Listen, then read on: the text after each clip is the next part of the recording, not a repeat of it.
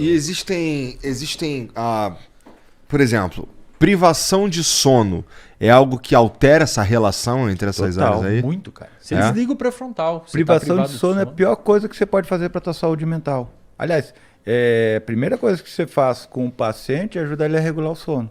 O cara não tá dormindo, não tem como ele ficar bem. Não tem, não existe. Não tem, cara. Eu sempre falo isso assim, para e pensa. Baleia. Baleia é um mamífero, não é? Uhum. E ela dorme. Ela respira ar, mas ela dorme na água. Você imagina, você desenvolver um mecanismo para você dormir dentro da água respirando ar, porque dormir é muito importante. Pensa que você vai passar 30 anos, se você viver 90, 30 você vai passar dormindo, cara. Parece uma perda de tempo. Mas não é, porque o teu cérebro não dorme. Você dorme comportamentalmente, mas teu cérebro está ali ativo, trabalhando o tempo todo.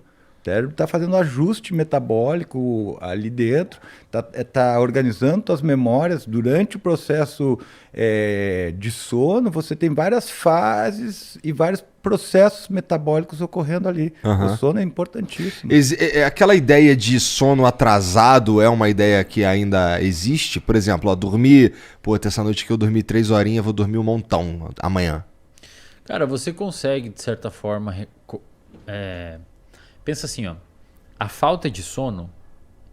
Vamos voltar um pouquinho. Um ser humano, adulto, jovem, porque muda um pouco de criança, adolescente e idoso. Mas um adulto dos 20, 18 aos seus 50, precisa de 7 a 9 horas de sono. Menos que 7 está errada, mais que 9 tem alguma coisa errada. Tá. 7 a 9. Tem algumas pessoas... Nossa, eu facilmente consigo dormir mais de 9. Mas aí você deve ficar privado durante o dia, né? Fico. Então, por quê? Porque a falta de sono é cumulativa. Isso que é legal. E então, era isso que eu queria saber. Pensa de verdade. Se você precisa de 7 horas de sono e você, de segunda para terça, dorme 6, você está devendo uma. De terça para quarta, dorme 6, você está devendo 2. Você passa a semana toda dormindo 1 hora a menos, chega final de semana... Tem estudos que mostram que você está com tanto déficit cognitivo e de raciocínio quanto alguém que virou a noite. Porque você está quase devendo uma noite inteira de sono. Aí chega o final de semana e você dorme pra caceta. Pra tentar recompor aquilo. Agora você imagina a quantidade de pessoas que dormem 5, 6 horas e acham que não tem problema nenhum, tá tudo bem. As pessoas com certeza vão ter uma série de condições que podem gerar quadros de saúde mental. Desde dificuldades atencionais, dificuldades cognitivas, alteração de humor, aumento de ansiedade. Porra. Por exemplo, se você pega... E imagina um cara que tá fazendo isso há muitos anos. Não, é foda, velho. Você arrebenta. Bota no Google aí, pessoal, todos os transtornos psiquiátricos que existem. Privação de sono aumenta a chance de tudo aquilo ali. Parelho, velho. Parelho. Pensa assim, você... Pode falar. E se você já tem um transtorno psiquiátrico, aí agrava muito mais o quadro. Pensa assim, cara. Cara, eu tô falando isso tudo porque assim, eu percebo, eu tenho uma ziquezira também, entendeu? Já passei aí por uma depressão sinistra, um toque, e um toque filha da puta, que é aquele que não é de ficar mexendo as coisas, mas é aqui dentro. Obsessivos, pensamento obsessivo. Enchendo o saco. E eu percebo que eles pioram à medida que eu vou ficando com sono. Cara, vai ficando fadigado, né, cara? O seu córtex pré-frontal começa a ficar cansado, você não consegue mais controlar. E olha só que legal esse negócio, né? Porque você falou toque, né? O toque envolve esse circuitozinho que a gente estava falando dos gânglios basais, né? Em especial o núcleo caudado e o córtex pré-frontal. O córtex pré-frontal não consegue desviar a tua atenção para outras coisas ou inibir esse padrão distrativo. E daí você fica ali... Cara, isso é uma desgraça. Cara, mas sabe o que me ajudou? Entender que era toque. Ótimo. Eu achava que eu só tava ficando doido. Não, entender é importantíssimo. Olha que louco, cara. Tem um estudo de caso que foi publicado numa revista, não lembro qual que é, que uma paciente com toque severo, toque severíssimo, assim, toque, tinha depressão. Esse estudo é muito legal. É muito foda. Tá ligado aquela regiãozinha que eu falei do estriado ventral, dorsal, que forma hábitos? Essa paciente que tinha um toque severo tentou tirar a própria vida com medicamento e álcool. E se entupiu, overdose, teve um coma, entrou em coma e trancou oxigênio no cérebro dela nessa região. Morreu célula na região que forma hábitos. E era uma paciente que tinha toque severo. Além da depressão, ela tinha toque, ela tinha comorbidades, que a gente chama. São 2 doenças mentais juntas, ocorrendo ao mesmo tempo. Quando ela acordou depois de uns 2, 3 meses de coma, ela fez uma lesão nessa região dos hábitos e ela acordou sem o toque. Ela foi curada do toque pela lesão. Teve outros problemas. Mas não tentem isso em casa. Não Importante. Isso, pelo amor de Por Deus. favor. Mas é que basicamente, o que eu quero dizer? Porque na neurociência esses estudos de lesão nos dizem muito sobre o que aquela área do cérebro faz. Porque se ela para de funcionar, você vê o que mudou. O toque, cara, é um super hábito. O cara vê isso daqui, um estímulo, a latinha tá... Ele bota aqui. É um super hábito que incomoda a pessoa. Ela não consegue deixar de fazer. Tem um termo que a gente usa para pacientes com lesões frontais, né? Eu sou neuropsicólogo, trabalho com pacientes neurológicos, né? E lesões frontais tem um termo que a gente chama de que é comportamento de utilização. Né? Então, o paciente com lesão frontal, se ele senta aqui, ele vai começar a mexer em tudo. Ele não vai conseguir se controlar, ele vai pegar isso, vai pegar aqui, vai abrir aqui, vai... Por quê? Porque, de certa forma, prejudicou esse padrão inibitório. Então ele está... Entendi. Ele tá, o que te aparecer na frente dele faz ele produz comportamento nele. Ele não consegue inibir o comportamento ou ter um comportamento objetivo, direcionado a um objetivo. Isso é muito, muito bacana. Se eu estou aqui com o paciente analisando o paciente, se eu botar o meu telefone aqui em cima da mesa, ele vai pegar. Ele não consegue racionalmente segurar a onda. Não consegue racionalmente segurar a onda. Caralho, que E pira. cara, se você dorme mal, se você tem privação de sono, uma das regiões que fica deficitária em atividade no outro dia, de forma aguda, logo que você acorda, é o córtex pré-frontal. Então, por isso que a pessoa... Acorda idiota. Cara, acorda mais impulsiva, então come mais porcaria, não consegue controlar, já não vai treinar, já fica mais impulsivo e com um pavio mais curto, Mais reclamando com irritado. todo mundo, mais irritado, Sem mais paciência. agressivo, sem paciência. E aí você pensa, cara, tem um estudo publicado na revista... Menos atenção. Daí Daí dificulta a memória operacional, dificulta o armazenamento de aí não informação. estuda direito. Aí Aí não uma puta de uma aprende. zona do caralho, tá ligado? A O zona bagulho é dormir. é foda, velho. Cara, Aí se as você pessoas- vê, aí o cara que tá assistindo aqui, ele fala assim, né, mas eu consigo dormir de 5 horas e acordo bem. Tem um estudo publicado na revista Sleep, que é uma das melhores revistas do mundo, que o cara levou um monte de gente pro laboratório, estudantes, e deixou a galera dormir lá e foi fazendo teste nessa galera por alguns dias. Mas ele separava em grupos. Alguns dormiam 8 horas, outros 6 horas e outros 4 4 e um virou à noite. Isso. E ele foi testando memória, raciocínio lógico, etc. O que ele viu? O grupo que dormiu 8 horas foi o que saiu melhor. O que dormiu 6 horas já teve um déficit. O que dormiu 4 horas foi horrível. E o que virou à noite foi uma péssima. Mas quando ele passou um questionário para essa galera, perguntando como que eles se sentiam, se estavam meio zoado ou não, o grupo que dormiu 6 horas falou que estava tão bem quanto o grupo que dormiu 8. Mas nos testes, eles foram pior que o grupo que dormiu 8. Então você tem a sensação que tá tudo Você bem, acha mas não que tá. tá tudo velho. bem. Você tá com Não déficit. tá. Não tem que dormir, cara. E hoje, a sociedade dificulta nosso sono, cara. Porque, por exemplo, uma das coisas que mais ajuda, e é padrão ouro, ó, galera, isso aqui é utilidade pública, cara, porque outra pandemia dentro da clínica é remédio para dormir, tá? Perfeito. Uma das coisas padrão ouro para tratar insônia é o que a gente chama de higiene do sono. O que é higiene do sono? Você entender o comportamento você entender o ato de dormir como um comportamento.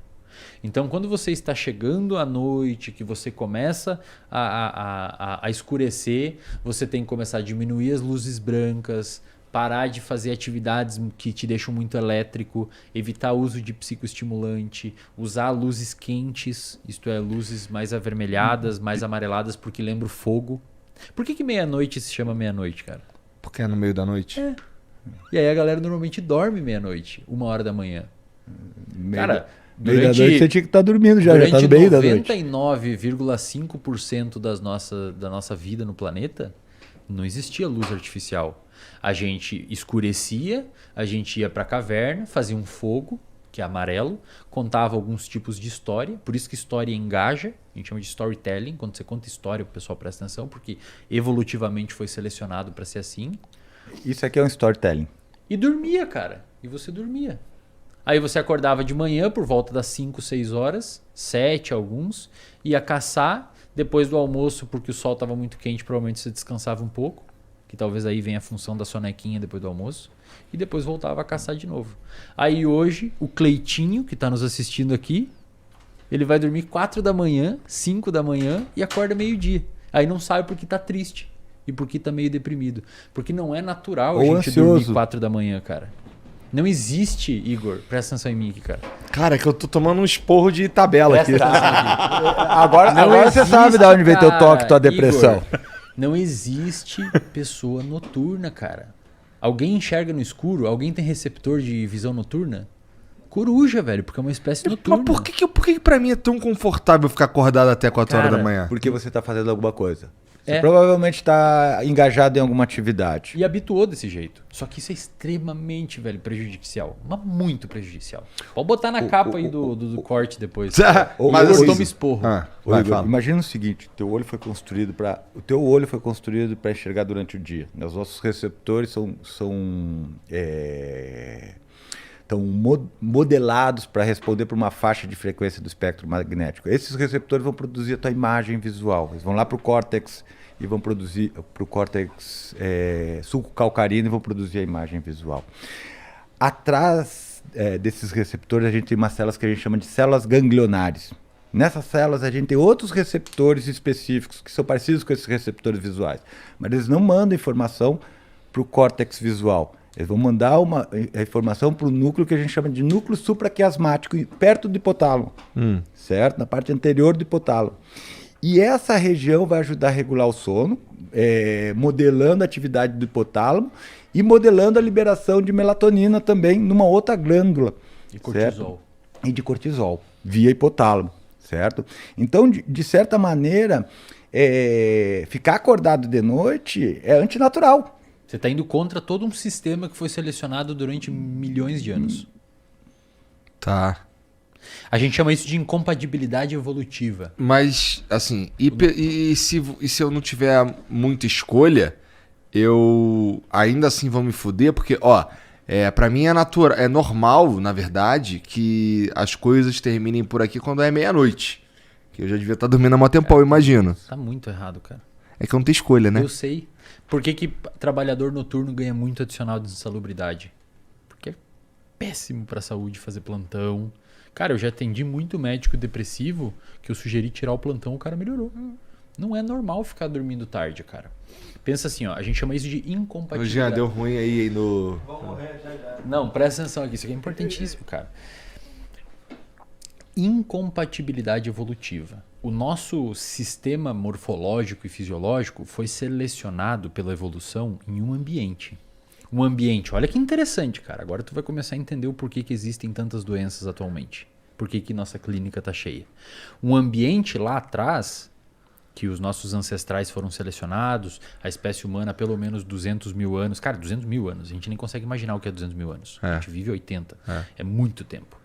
Sem luz, com relativamente pouca comida e muita necessidade de fazer exercício para caçar e coletar. Então 40, 50 quilômetros caminhando por dia. Hoje, a gente vive num ambiente com muita luz natural, onde a gente não precisa fazer tanto exercício e a gente tem comida com alta densidade calórica e não precisa fazer esforço para ter elas, porque está na geladeira ou pede no iFood. Qual que é a resultante dessa incompatibilidade evolutiva? Um mar de sobrepeso e obesidade, um mar de insônia e um mar de depressão. E ansiedade. E ansiedade. Você entendeu? O nosso sistema, cara, não foi construído para viver nos tempos atuais. Se você não prestar atenção nisso, você tende a automatizar para outro lado e começar a ter comportamentos que vão diametralmente ao oposto para o que você foi selecionado a fazer. Pensa assim, cara. Em 2017, os caras ganharam um prêmio Nobel de Medicina e Fisiologia porque eles caracterizaram os genes do núcleo supraquiasmático que o Fábio falou, que a gente chama, eles botaram um nome super criativo. Genes relógio. Genes relógio, que é o relógio do nosso corpo. Tá. Um nome mega criativo. Você tem que pensar que o gene ele é uma informação para você produzir uma proteína. Esse gene ele funciona mais ou menos assim. Ele tem uma frequência de produção de uma proteína. Essa proteína vai se acumulando, se acumulando, se acumulando. E aí, quando ela se acumula num determinado volume, meio que ela te bota para dormir. Tá. Certo? E isso acontece num ciclo de 24 horas. Tá. Então você começa a produzir proteína, ela se acumula na célula e quando ela enche a célula, ela inibe a produção dela mesma.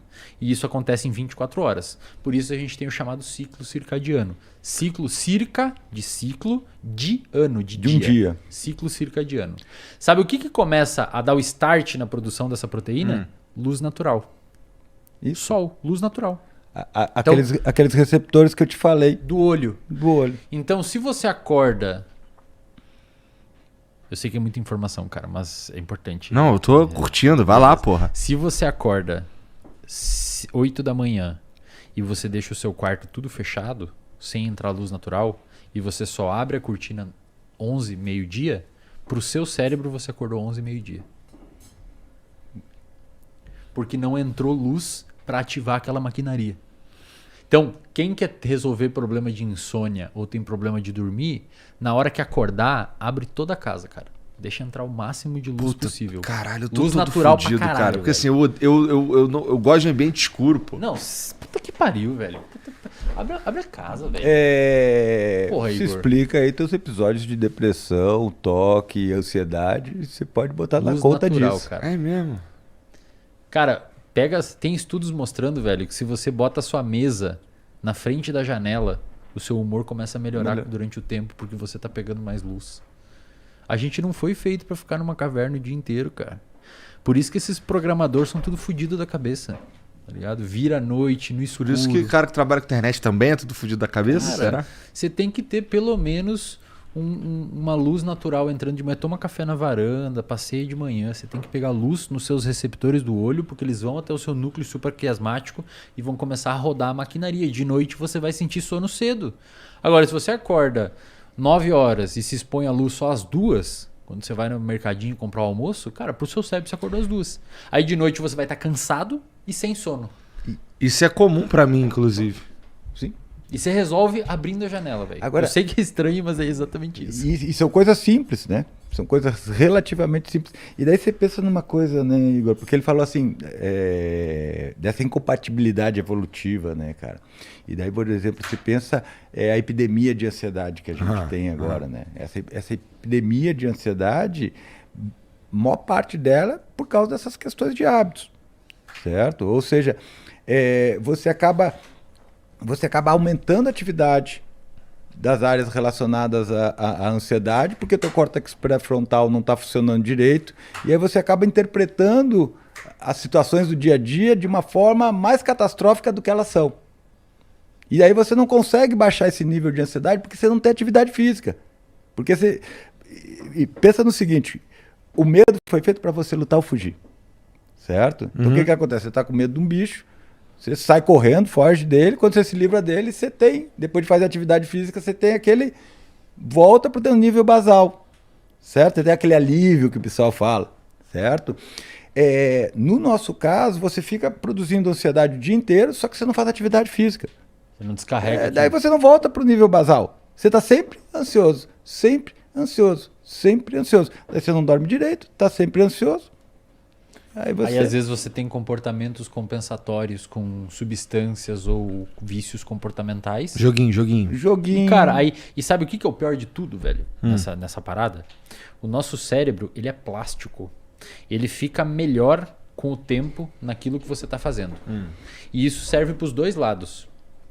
Se você começar a andar de skate, estudar uma nova língua, aprender física, qualquer coisa que você começar a estudar novo, o seu cérebro ele começa a se mudar via neuroplasticidade, fixar aqueles padrões de aprendizado e você começa a ficar melhor, por isso que você aprende algo. Só que, cara, isso funciona pro outro lado também. Em outras palavras, uma pessoa que começa a ficar ansiosa e cada vez é mais ansiosa, o cérebro vai ficando bom em ser ansioso. É por isso que quando você trata um paciente com uma depressão ou com ansiedade, logo no início que abriu o quadro, a remissão dos sintomas tende a ser mais fácil. Agora, você pega uma pessoa mais velha, 20 anos deprimida. Cara, o cérebro é muito bom em ser deprimido. Cara, é excelente em ser ansioso. Aí fica mais difícil o manejo. Aí, muitas vezes, é necessário o medicamento. Porque o medicamento é como se você borrifasse neurotransmissor. Um neurotransmissor que deixa ele mais mole. E aí você pode reformular ele de novo Entendi. por meio da psicoterapia.